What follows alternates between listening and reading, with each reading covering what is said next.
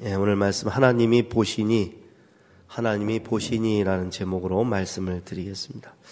오늘 우리가 읽은 시편 78편은 아삽 시편이라고 저 있는 이 소제목이 다 파란 글씨로 되어 있을 텐데 거기에 아삽의 시라고 되어 있는 시편 모음집에 포함된 시들 가운데서 가장 길고 장엄한 서사시죠.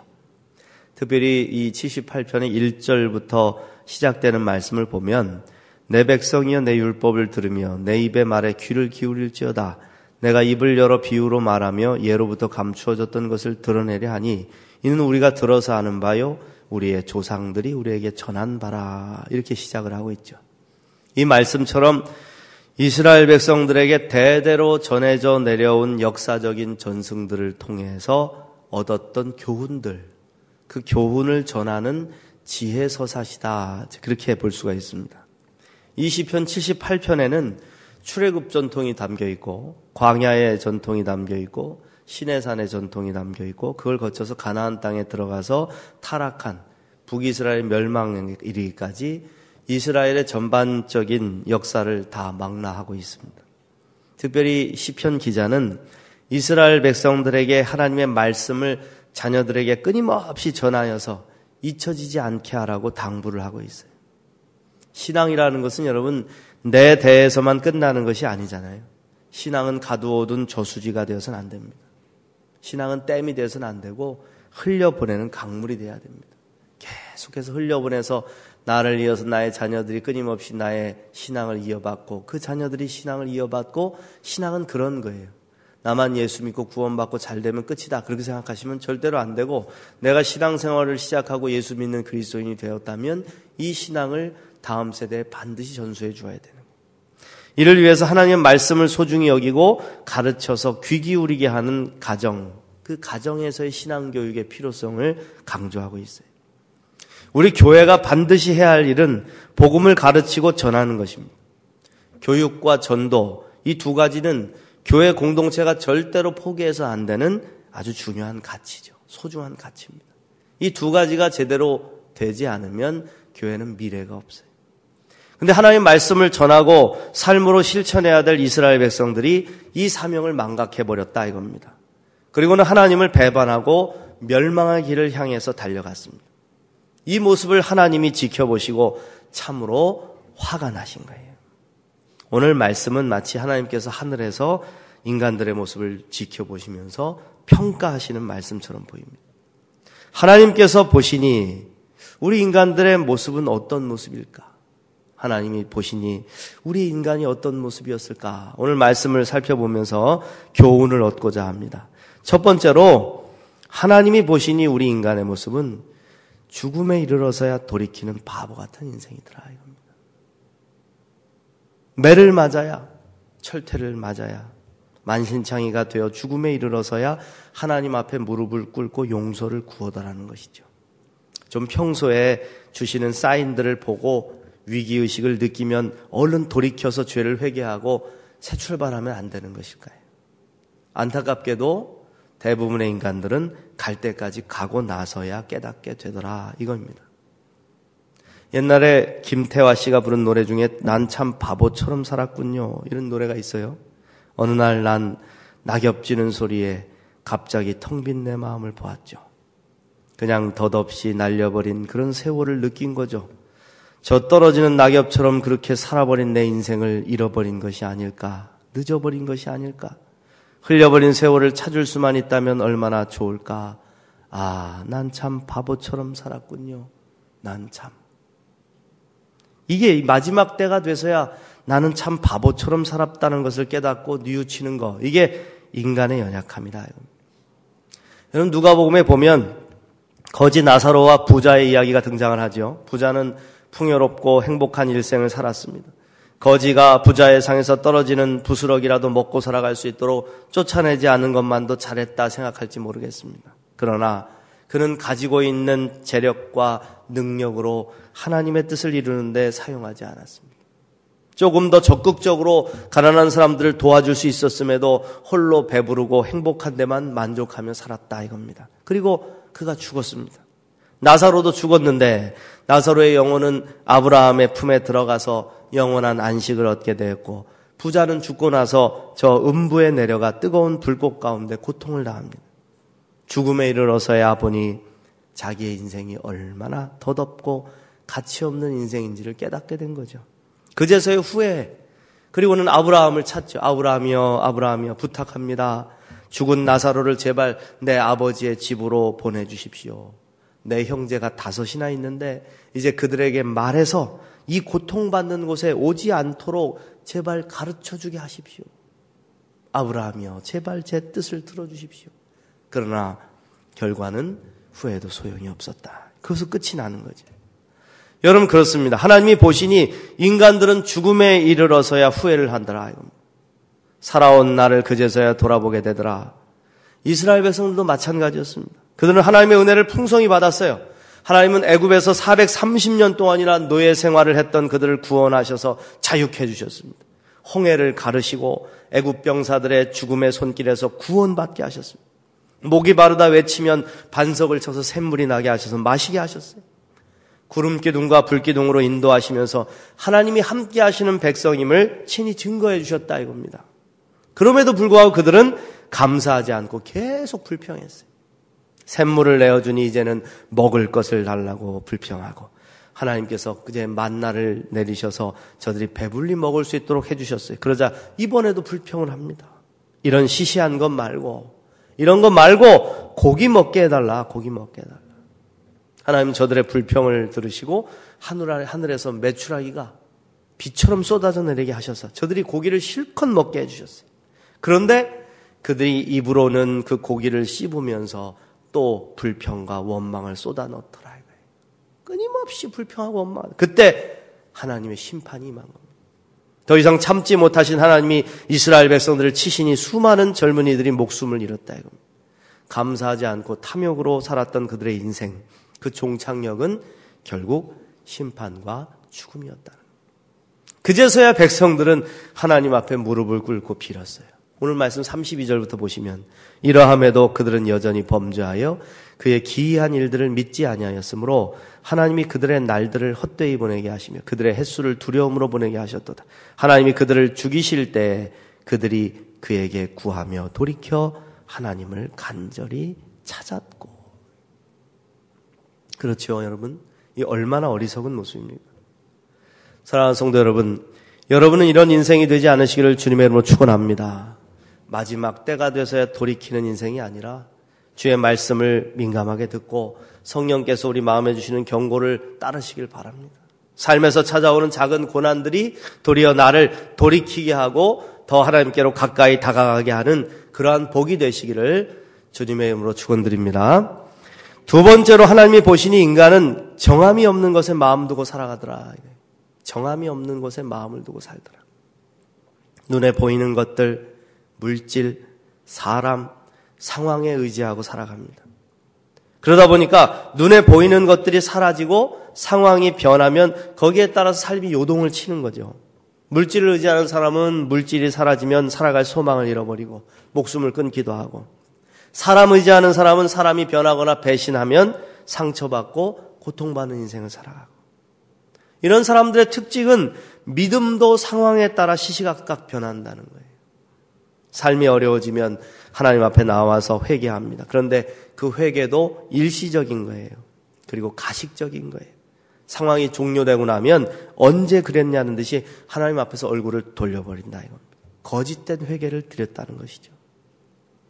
하나님이 얼마나 속아주시고 참아주셔야 할까요?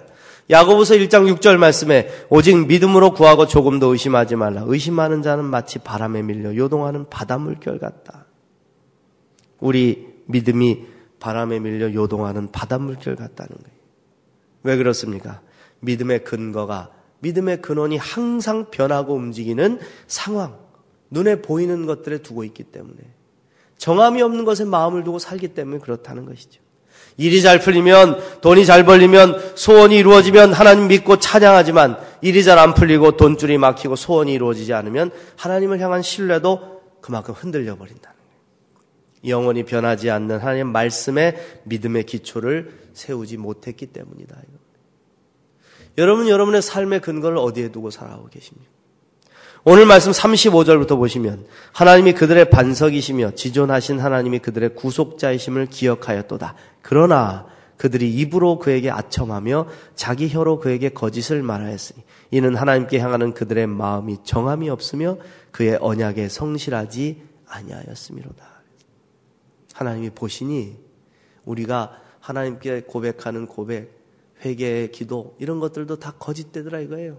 그때뿐이고 거짓으로 회개하고 지나고 나면 금방 또 흔들려 버리고 하나님을 막 너무 잘 믿겠다고 고백하고 기분 좋아서 막 찬양하다가 조금만 어려움 닥치면은 그냥 획 변해가지고 넘어져서 다시 일어나지도 못하고 정함이 없는데 하나님 보시니까 이렇게 거짓으로 회개하고 어려운 상황 지나가면 하나님과 약속을 헌신짝처럼 버린다는 것이죠.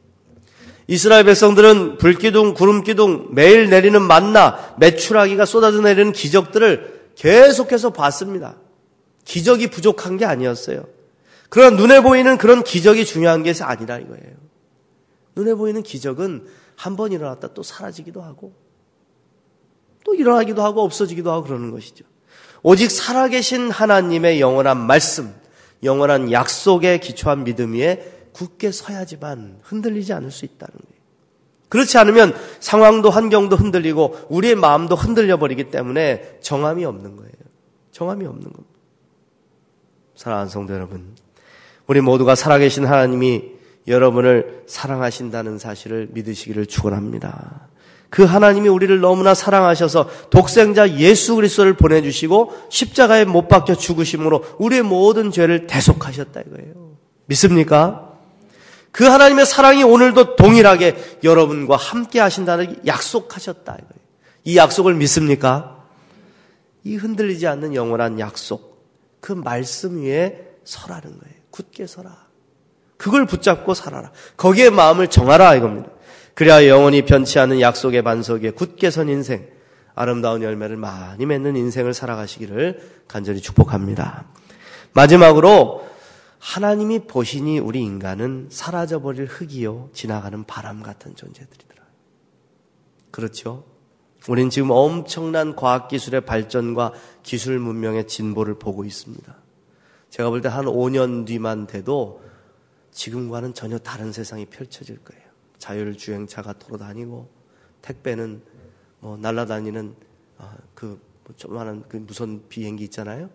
그것이 나와서 막 전해주고 다니고 우주선 쏘아 올리고 얼마 안 있으면 영화에서 보듯이 우리가 달나라나 화성에 우주선 타고 다녀오는 그런 기술과 상품들이 개발될 겁니다. 유전자 지도를 완성을 했어요. 유전자를 자르는 슈퍼 가위를 개발해가지고 유전자의 연약한 부분들을 잘라내고 거기에 온전한 것을 갖다 채우는 기술을 갖게 됐습니다. 앞으로는 미리 예측해가지고 그런 병에 걸리지 않는 아이를 낳고 싶다 그러면 우리 유전자들을 그렇게 연약한 부분들을 다 만들어가지고 온전하게 만들어버리는 것이죠. 이미 동물 복제하는 데는 성공했고 사람 복제를 언제 할 것이냐 이거 놓고 논쟁 벌이고 있잖아요. 신약들이 개발되는 속도가 이제 컴퓨터 기술의 발전과 함께 점점 더 빨라지고 있어요. 예전에는 인간을 상대로 해가지고 직접 임상 실험을 해야 됐지만은 이제는 컴퓨터가 그런 것 단계들을 뛰어넘게 만들어주는 거예요. 그러니까 30년 임상 실험할 거를 단 5년이면 끝나게 하는 막 이런 획기적인 개발들이 일어나고 있는 거예요. 질병을 정복하고 신소재들이 발달해서 막 아스팔트 대신 다른 것들을 막 바닥에 깔아버리면은 막 깨지지도 않고 그런 것들이 막 발전하고 있어요. 진보돼가는 세상을 살아가게 된 것이죠. 그런데 그럼에도 불구하고 하나님이 보시니 이 모든 것들은 지나가는 바람 같은 것이고 하나님이 입으로 훅 불어버리시면 금방 꺼져버려서 잠시 피어나는 연기처럼 사라지는 인생. 이게 바로 우리의 연약한 인생이더라. 이게 연약하다. 우리는 이것을 기억하고 살아가야 돼. 우리가 그걸 누릴 수 있을까? 하나님이 휙 불어서 꺼버리면 오늘이라도 가야죠. 이스라엘 백성들은 불평과 원망으로 광야 40년을 보냈습니다. 그들이 행한 일에는 선한 것이 하나도 없었습니다. 하나님이 이스라엘 백성들을 향해서 진노를 끝까지 풀지 않으셨다면 제가 볼 때는 가나안 땅에 들어갈 이스라엘 백성들은 한 명도 없었어요. 이스라엘을 향한 약속을 하나님이 버리시고 차라리 다른 민족을 선택하셔도 하나님의 공의는 훼손되지 않습니다. 이스라엘 백성들이 수도 없이 먼저 하나님과 한 약속을 깨트려 버렸기 때문에 얼마나 많이 깨트렸는지 몰라요. 그런데 말입니다. 하나님은 이스라엘 백성들을 긍휼히 여기셨대. 긍휼히 여기셨대. 왜? 그 이유가 뭡니까?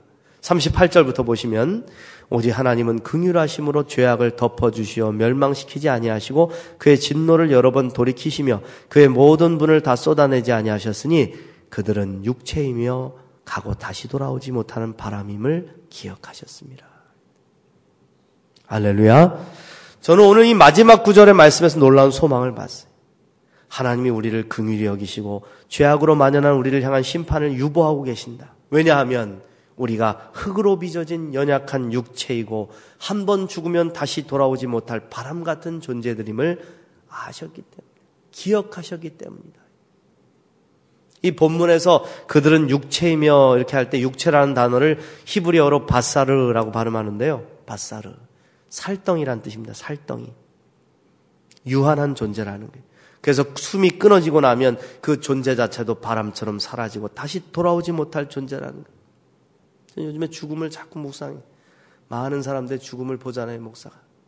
막 그냥 돌아다니고 같이 찬송하고 즐겁게 막 교회에서 신앙생활하고 좋은 일도 많이 했던 분인데 어느 순간에 숨이 탁 사라지고 나면 차갑게 식어버린 그 시신을 놓고 입관 예배를 드릴 때 그 머리에 손을 대보면 생기가 없고, 그리고 난 다음에는 화장터에 가서 화장해서 뿌려서 바람처럼 사라져버리더라고요.